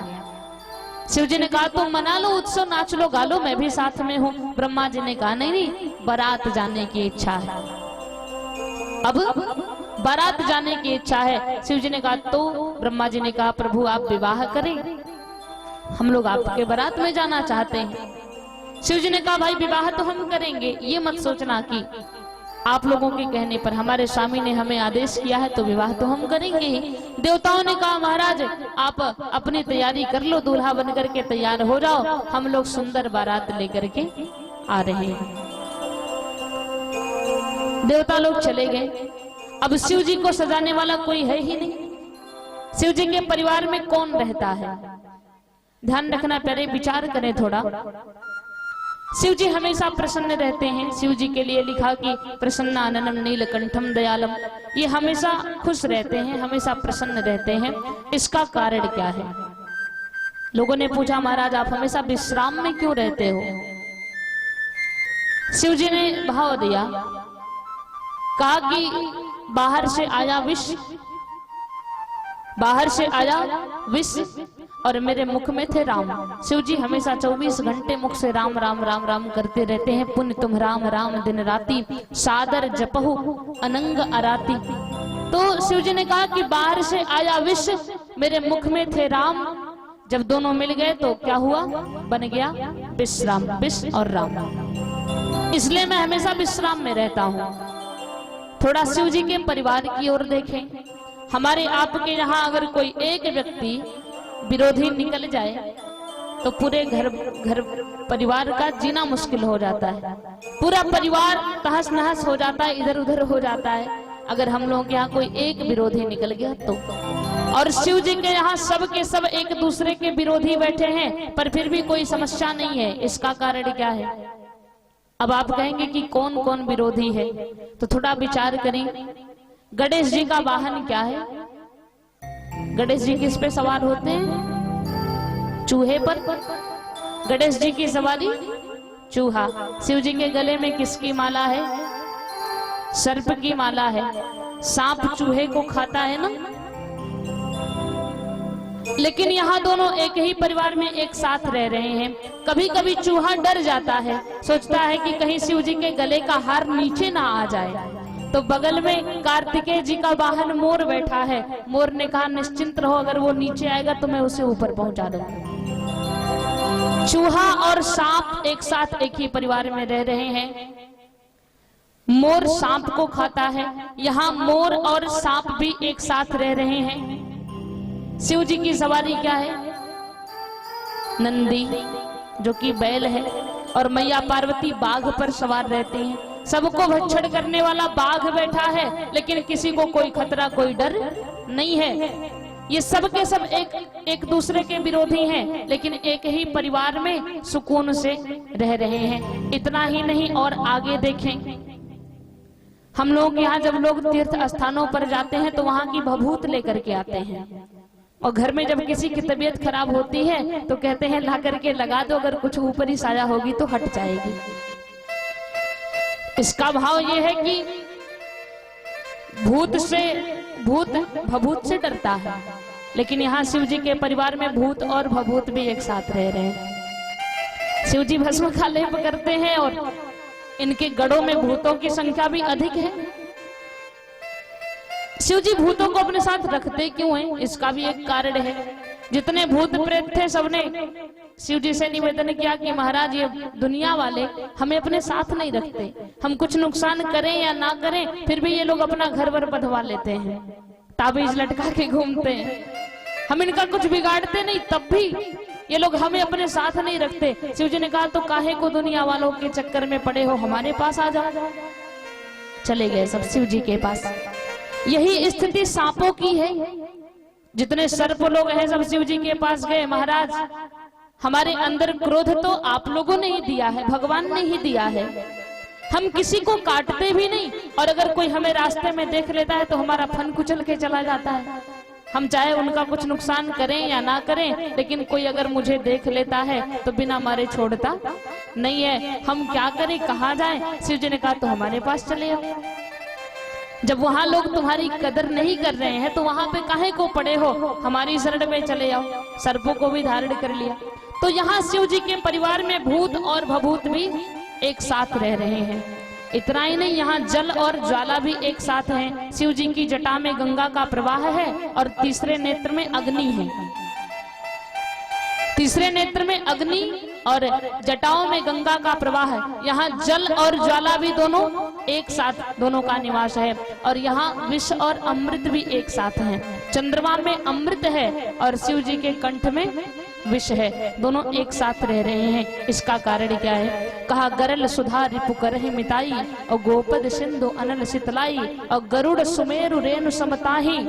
इन सब का कारण कहा राम कृपा करी चितवा जाए। जब जीवन में राम की कृपा हो जाती है तो विष और अमृत भी मित्र हो जाते हैं। जब गाय चलती है तो जहां उसका चरण पड़ता है वहां थोड़ा सा छोटा सा गड्ढा हो जाता है। कहा कि उस गाय के खुर में समुद्र का पानी समाहित हो सकता है अगर जीवन में राम की कृपा हो जाए। तो भगवान भोलेनाथ के ऊपर भी राम जी की अति कृपा है, इसलिए शिव जी हमेशा विश्राम में रहते हैं। गढ़ों ने कहा महाराज देवता लोग बड़े स्वार्थी हैं, सबके सब चले गए अपनी अपनी तैयारी में, आपको सजाने वाला कोई है ही नहीं। अब अगर आप कहें तो हम लोग आपका श्रृंगार कर दें। शिव जी ने कहा सजा दो। गढ़ लोग शिव जी का श्रृंगार कर रहे हैं कि शिव ही शंभु गण करहि श्रृंगारा, और जटा मुकुट यही मोर सवारा। शिव ही शंभु गण करहि श्रृंगारा, जटा मुकुट यही मोर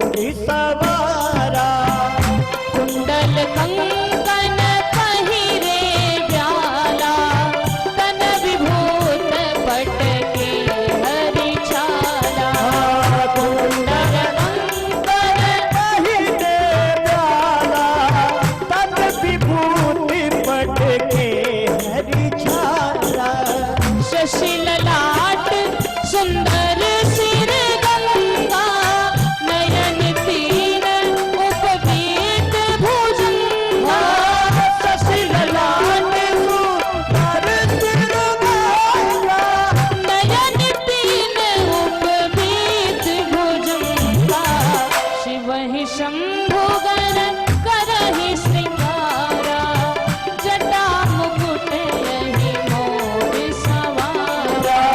शिवहि शंभुगन करहि श्रृंगारा, जटा मुकुट यही मोर सवारा। बोलिए शंकर भगवान की जय हो। तुलसी बाबा ने लिखा कि शिव ही शंभुगन करहि श्रृंगारा, जटा मुकुट अहि मोर संवारा। जब शिव जी ने काम पर क्रोध किया तो शिव जी की जटाएं बिखर गई थी। एक गण आया और बालों को उठा करके ऊपर लपेट करके जटा बना दिया। एक गण सोचा, उसने कहा कि हमने कलयुग में देखा है कि जब मानव का विवाह होता है तो उसके माथे पर पगिया लगाया जाता है। तो कहा तो इनके माथे पर भी पगिया लगाए देते हैं, इसमें कौन सी मुश्किल है। एक मणिधारी सर्प को लेकर के आया और लपेट करके शिव जी के माथे पर बैठा दिया। मणिधारी सर्प जिससे चमक भी बनी रहे। जटा मुकुट अहि मोर समारा, कुंडल कंकन पहिरे व्याला, कान में कुंडल हाथ में कंगन छोटे छोटे सर्प का पहन लिया।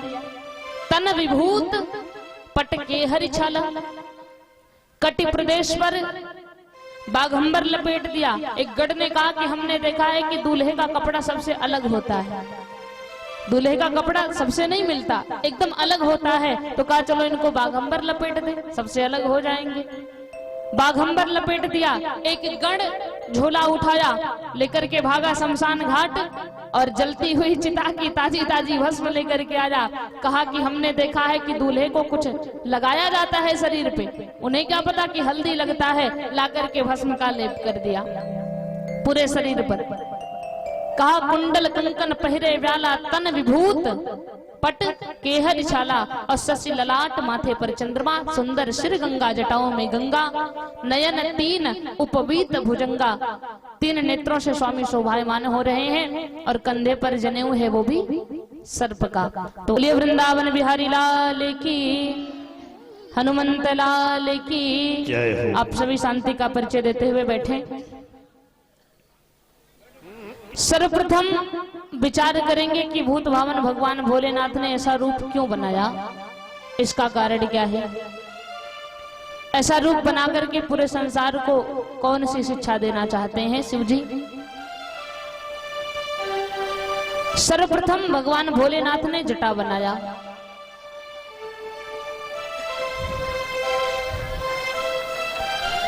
सर्वप्रथम शिव जी जटा बनाते हैं। जटा बनाने का कारण क्या है।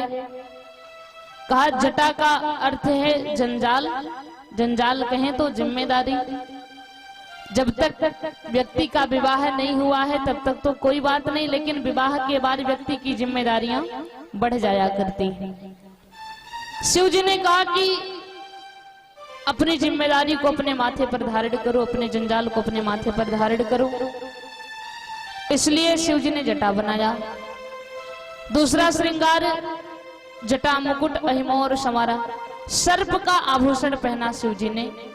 क्या शिव जी के पास सोने चांदी हीरा मोती के आभूषण नहीं थे, चाहते तो हीरा पहन के जाते, लेकिन शिव जी ने सर्प का आभूषण पहना। इसका कारण क्या है।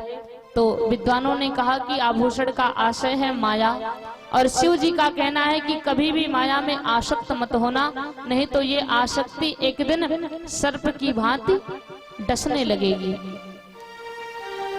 अगला श्रृंगार शिव जी ने अपने पूरे शरीर पर भस्म का लेप करवाया। इसका कारण क्या है।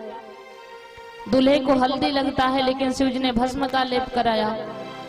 विद्वानों ने कहा कि पहला भाव कि हल्दी कामवर्धक होता है और भस्म कामनाशक होता है, और दूसरा भाव दिया कि शिव जी का कहना है कि जिस शरीर को इतने प्रेम से सजाते संवारते हो उस शरीर को एक दिन भस्म ही होना है, इसलिए पहले ही भस्म को धारण कर लिया। तन विभूत, हाथ में त्रिशूल लिया शिव जी ने। त्रिशूल का आशय क्या है आप सभी ने देखा होगा, उसमें 3 शूल लगे होते हैं। इस संसार में भी 3 शूल हैं, काम, क्रोध और लोभ।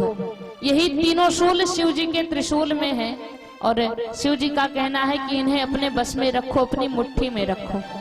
छोड़ने को नहीं कह रहे हैं, क्योंकि एक कप चाय की अमल होती है वो तो छूटती नहीं।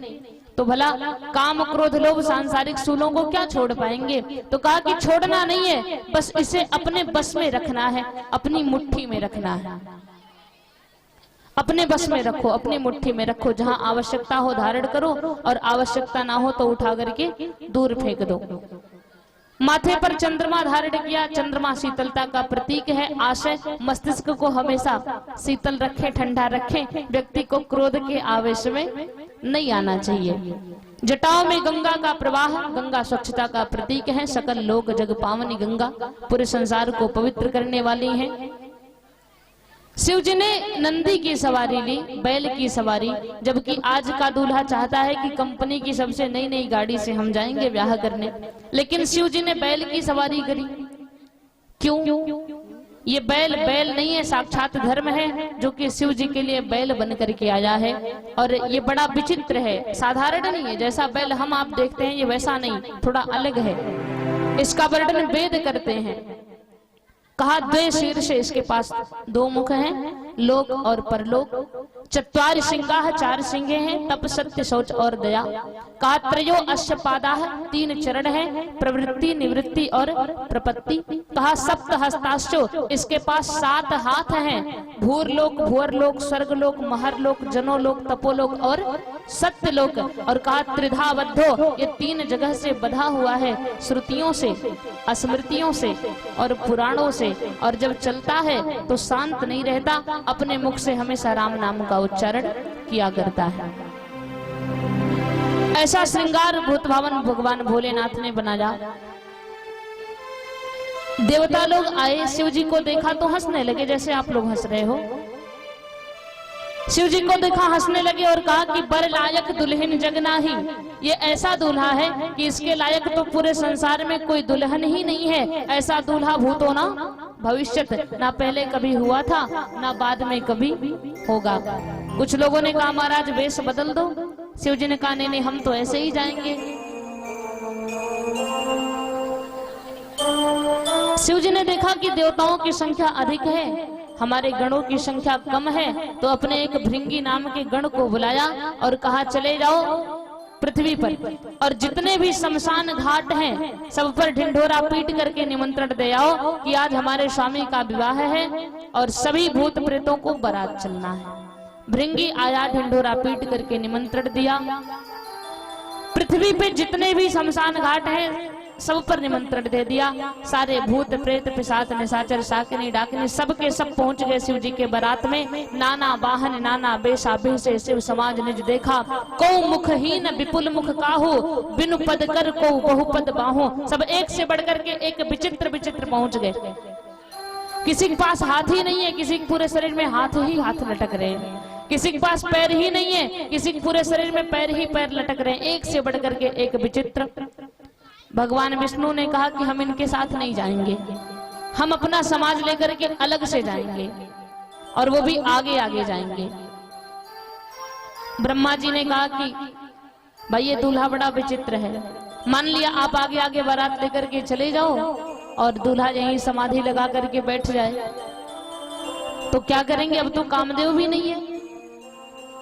एक काम करो, अभी दूल्हे को आगे आगे चलने दो, अभी आप पीछे चलो। जब हिमाचल प्रदेश करीब आएगा तो आपको आगे कर दिया जाएगा। भगवान विष्णु ने कहा ठीक है। आगे आगे शिव जी की बारात चली, पीछे पीछे देवताओं का समाज चला। तो आए हम लोग भी थोड़ा सा दर्शन करेंगे कि शिव जी के बाराती कैसे हैं, उसके बाद विवाह की रस्म। बोलिए शंकर भगवान की जय हो।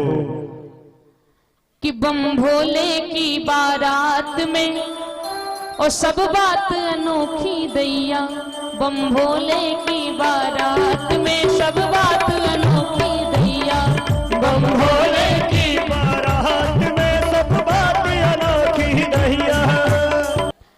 बोलिए शंकर भगवान की। बारात चली, आगे आगे शिव जी का समाज, पीछे पीछे देवताओं का समाज। बहुत संक्षेप रूप से कथा का वर्णन आपसे कर रहे हैं। जब हिमाचल प्रदेश करीब आया तो भगवान विष्णु को आगे कर दिया गया और शिव जी का समाज पीछे चला गया। सबसे पहले भगवान विष्णु पहुंचे। लोगों ने पूछा महाराज आप दूल्हा हो? भगवान विष्णु ने कहा नहीं हम तो दूल्हे के मित्र हैं। लोगों ने कहा वाह, कहते हैं कि अगर किसी के बारे में जानना है तो उनके मित्र को जान लो तो समझ जाओगे कि लगभग लगभग वो व्यक्ति कैसा है। तो कहा कि जब भगवान विष्णु दूल्हे के मित्र हैं तो दूल्हा कितना अच्छा होगा। दूसरे नंबर पे देवराज इंद्र पहुंचे। लोगों ने पूछा आप दूल्हा हो? इंद्र महाराज ने कहा नहीं हम तो दूल्हे के सेवक हैं, हम दूल्हे के सेवक हैं। सबने कहा वाह, जब सेवक ऐसा है तो दूल्हा कैसा होगा। बरातियों का स्वागत सम्मान हुआ। पीछे पीछे शिव जी का समाज भी पहुंचा। जब हिमाचल प्रदेश में थोड़ी दूर चले तो देखा कि शिव जी ने अपने गढ़ों से कहा कि हर जगह का नियम है, लोग दूल्हे को विष्णु स्वरूप समझ करके प्रणाम करते हैं, यहाँ के लोग तो साष्टांग दंडवत कर रहे हैं। हिमाचल प्रदेश का संस्कार बड़ा अच्छा है। गढ़ों ने कहा महाराज नगर में घुसते ही आपको कौन सा संस्कार दिख गया? शिव जी ने कहा देखो रास्ते में सब एक किनारे से लेट करके दंडवत कर रहे हैं। गढ़ों ने कहा महाराज ये संस्कार नहीं है, बल्कि आपको देखने के बाद इन्हें हार्ट अटैक आ जाए और अभी 108 नंबर पे फोन करके एम्बुलेंस बुलाया जाएगा, फिर ये हॉस्पिटल जाएंगे तब इनका ट्रीटमेंट होगा। शिव जी ने कहा ऐसी बात है? गढ़ों ने कहा हाँ महाराज ऐसी ही बात है। पहुंचे, जब दरवाजे पर पहुंचे तो मैया मैना सखियों को साथ लेकर के घूंघट करके आई आरती उतारने के लिए। मंगल गीत गाते हुए घूंघट करके आई हैं, अभी दूल्हे को देखा नहीं। प्रेम से मंगल गीत गा रही हैं कि मेरो दूल्हो गुलाब को फूल, दुल्हन मेरी कुसुम कली। मेरो दूल्हो गुलाब के फूल, किशोरी मोरी कुसुम कली। मेरो दूल्हो गुलाब को फूल, दुल्हन मेरी कुसुम कली। मेरा दूल्हा गुलाब के फूल, दुल्हन मेरी कुसुम कली। दुल्हन मोरी कुसुम कली। ओ मैना शुभ आरती सवारी, मैना शुभ आरती सवारे। आरती में क्या है? हल्दी फूल अक्षत और दही, जय हो भोलेनाथ। हल्दी फूल अक्षत और दही, दुल्हन मेरी कुसुम कली। मेरा दूल्हा गुलाब के फूल, दुल्हन मोरी मेरी कुसुम कली। कुसुम कली। आरती उतारने के लिए आई हैं। विद्वानों का मत है कि एक बार आरती घुमाया, दूसरी बारी नहीं आई, आरती की थाल हाथ से छूट के जमीन पे गिर जाती है। तमाम विद्वानों का तमाम मत है, आपने सुना भी है और कुछ सुना भी दें। थाली में जो दीपक रखा है, आरती की लौ जल रही है और कहते हैं कि सांप को अग्नि से बड़ा डर लगता है।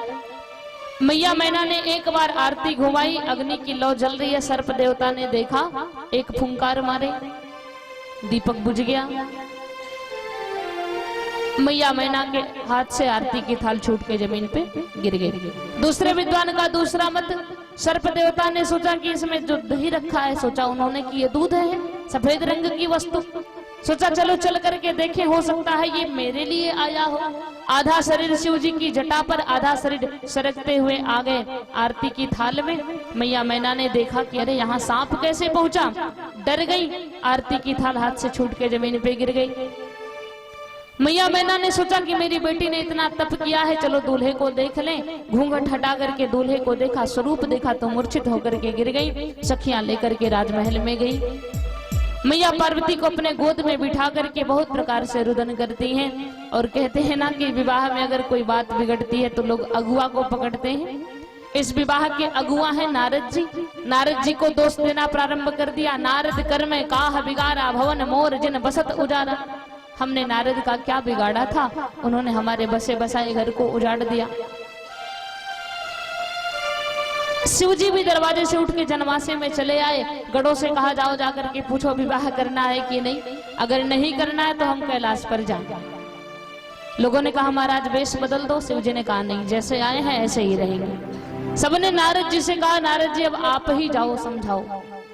नारद जी आए, पहली बार आए थे तो पद पखार बर आसन दीन्हा, आज आए तो कोई बैठने को भी नहीं कह रहा है। जाकर के मैया मैना से कहा, मैया ये पार्वती आपकी बेटी नहीं है। मैया मैना जोर की फटकार लगाई, संत जी सब आपने ही तो किया है, और कैसी विचित्र विचित्र बातें करते हो। जिस कन्या को मैंने स्वयं जन्म दिया है आप कह रहे हैं कि ये हमारी बेटी नहीं है। नारद जी ने कहा, मेरे कहने का मतलब ये सिर्फ आपकी बेटी नहीं है, आपकी बेटी होने के साथ साथ ये पूरे संसार की माँ है। पूरा वृत्तांत बताया। एक बार आवत शिव शंका, देखे रघुकुल कमल पतंगा। शिव जी के साथ आ रही थी, राम जी को देखा, संदेह हुआ, शिव जी ने त्याग कर दिया, परिणाम स्वरूप प्राणांत हुआ। और इन्होंने स्वयं वरदान में मांगा कि जन्म जन्म शिव पद अनुरागा, कि जब भी जन्म हो तो शिव जी ही पति के रूप में मिले। हे मैया, इस विवाह को रोकना ठीक नहीं है। शिव और पार्वती का विवाह कोई आज ये नई बात नहीं है, ये विवाह अनादिकाल से होता चला आया है। लोग तैयार हो गए विवाह के लिए। शिव जी के पास संदेशा आया, महाराज चलो मंडप में। शिव जी ने कहा, पहले हमारे गणों को भोजन करा दिया जाए, उसके बाद हम जाएंगे। लोगों ने कहा ठीक है भेजिए। शिव जी ने अपने गणों से कहा, देखो थोड़ा मानव की तरह रहना। अब बताओ भला, मानव मानव की तरह रह ही नहीं पाता, भूत प्रेत मानव की तरह क्या रहेंगे? जहां रहेंगे अपना रंग तो दिखाएंगे। भोजन की थाल लगाई जा रही है, भूत प्रेत बैठे हैं, लोग भोजन परोस रहे हैं। स्थिति क्या है कि पूड़ी रखा, सब्जी लेने गए तब तक पूड़ी खत्म कर दिया, चावल रखा, दाल लेने गए, चावल खत्म, सब कुछ खा लिया। एक समय आया कि पापड़ समझ के परात को भी खाने लगे। कहते हैं कि शिव जी भंडार की परीक्षा ले रहे थे, उसमें शुक्र और शनिश्चर भी बैठे थे खाने के लिए। एक समय आया कि सारे पात्र खाली हो गए। ये बात मैया पार्वती को पता चली। मैया पार्वती उठी और जाकर के भंडार गृह में देखा, जितने बर्तन खाली थे एक दृष्टि घुमाया, सबके सब पुनः भर गए। कहा, जहां साक्षात अन्नपूर्णा का निवास हो वहां कभी अन्न की कमी नहीं हो सकती। शिव जी परीक्षा ले रहे थे, परीक्षा हो गई। मंडप में प्रवेश हो रहा है। बहुत संक्षेप रूप से आप लोगों ने शिव जी के विवाह की कथा का रसपान किया। मंडप में प्रवेश हुआ, चारों वेद शरीर धारण करके बैठे, ब्रह्मा जी बैठे विवाह की रीति बताने के लिए। तुलसी बाबा ने लिखा कि मुनि अनुशासन गणपति पूजहु शंभु भवानी, और को सुनि संशय जन करे सुर अनादि जिय जाने। ऋषियों का आदेश पाकर के सबसे पहले विवाह में शिव जी ने गणेश पूजन किया। इस बात को सुनकर के आप आश्चर्य मत करना। क्यों? क्योंकि गणेश अनादि देवता है। जिस प्रकार हमारे आपके समाज में चुनाव होता है, जो जीत जाता है वो उस पद पर प्रतिष्ठित हो जाता है, उसी प्रकार देवताओं में गणेश पद है। और उस समय महोत्कट नाम के व्यक्ति गणेश के पद पर थे। उनका पूजन शिव जी और मैया पार्वती ने किया। बाद में इनके बेटे भी चुनाव लड़े, वो भी जीत गए, तो वो भी गणेश बन गए। शिव जी और मैया पार्वती को आमने सामने खड़ा कर दें, हाथ में वरमाला पकड़ा दें।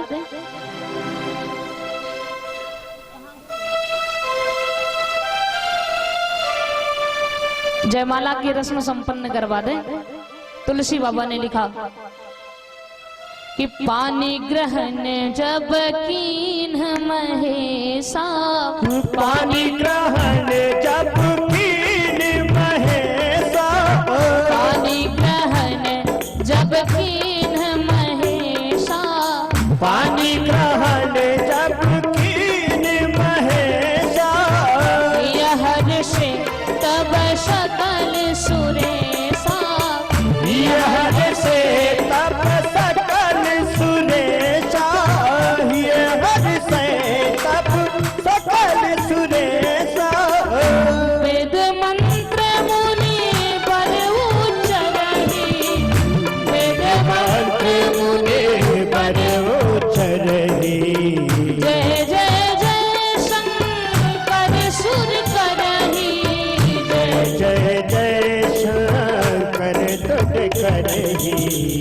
वेद मंत्र मुनि वर उच्चरहि, वेद मंत्र मुनि पर उच्चरहि, जय जय जय शंकर सुर करहि, जय जय जय शंकर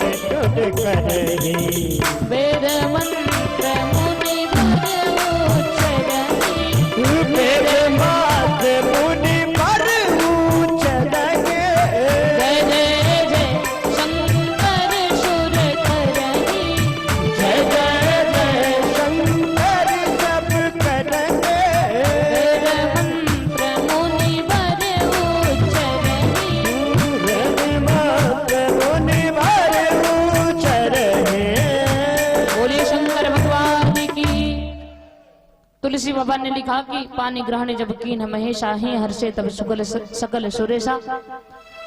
शैलराज हिमांचल मैया मैना ने कन्यादान किया, विवाह संपन्न हुआ। आई विवाह के अवसर पर एक मंगल गीत, और इसी क्रम में जिन्हें भी शिव और मैया पार्वती जी के चरणों का आशीर्वाद लेने के लिए व्यास मंच पर आना है वो आए, और तब तक आरती की तैयारी कर लें। एक मंगल गीत पुनः आरती हो जाएगी। बोलिए शंकर भगवान की। गौरा के अपने बामांग करो भोला, गौरा के अपने बामांग करो, हो भोला सिंदूर लेके, भोला सिंदूर लेके गौरा के मांग भरो, भोला सिंदूर लेके गौरा के मांग भरो, भोला सिंदूर लेके गौरा के मांग भरो।